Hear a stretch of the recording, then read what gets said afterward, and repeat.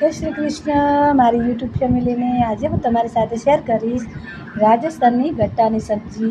તો ગટ્ટાની સબ્જી બનાવવા માટે મેં 100 ગ્રામ જેટલો ચણાનો લોટ લીધેલો છે। તો એમાં આપણે મસાલા એડ કરી દઈએ। લોટ તૈયાર કરીએ તો થોડી હિંગ આપણે એડ કરી દઈએ, 1 ચમચી જેટલું ધાણા જીરું, અડધી ચમચી કાળા મરચનો પાવડર, અડધી ચમચી જેટલો ગરમ મસાલો,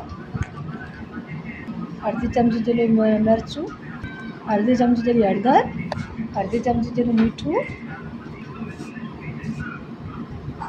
થોડો હાથેથી ક્રશ કરીને આપણે અજમો એડ કરીશું અને થોડો ચાટ મસાલો એડ કરીએ।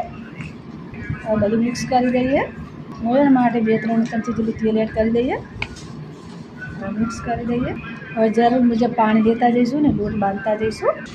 લોટ સરસ તૈયાર થઈ ગયો છે તો આમાંથી આપણે ગટ્ટા બનાવી લઈશું। આ રીતે ગટ્ટા બનાવવાના છે। બધા ગઠ્ઠા આપણે તૈયાર કરી લીધેલા છે। તો હવે આપણે ગરમ પાણી મૂકીશું ને એમાં ગઠ્ઠા એડ કરીશું। તો ગટ્ટા માટે પાણી ગરમ થવા મૂકી દીધું। પાણી ગરમ થાય ત્યાં સુધી આપણે આ ડુંગળીની સિંગની ગ્રેવી બનાવવાની છે। તો એના માટે આપણે પાણી આરું ગરમ થઈ ગયું છે તો એમાં આપણે એડ કરી દઈએ। થોડી બફાય પછી આને ઠંડી કે નાની પણ ગ્રેવી બનાવીશું। તો પાણી ગરમ થઈ ગયું છે, આમાં આપણે ગટ્ટા એડ કરી દઈએ। આ રીતે આપણે બધા ગટ્ટા એડ કરી દઈશું।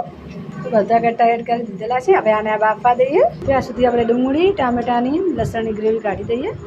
એક મિક્સી જારમાં આપણે મસાલો લઈ લીધો છે। હવે આપણે એડ કરી દઈએ બધા મસાલા।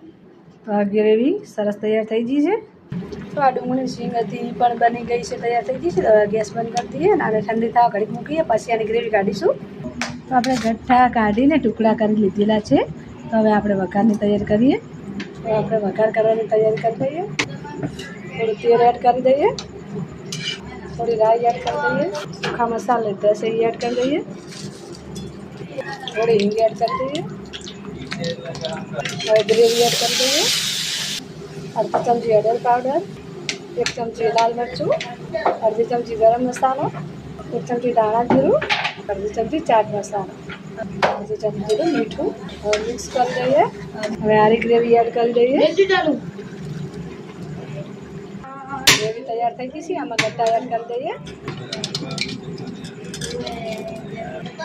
થોડી વાર સાંતળવા દઈશું। શાક આપણું સરસ તૈયાર થઈ ગયું છે। તો ઉપરથી આપણે લીંબુ એડ કરી દઈએ, લીંબુનો રસ। સરસ તૈયાર થઈ ગયું છે। તો તૈયાર થઈ ગઈ છે ફ્રેન્ડ્સ આપણી રાજસ્થાની ગટ્ટાની સબ્જી। તો તમે આ રીતે જરૂર ટ્રાય કરજો અને મારી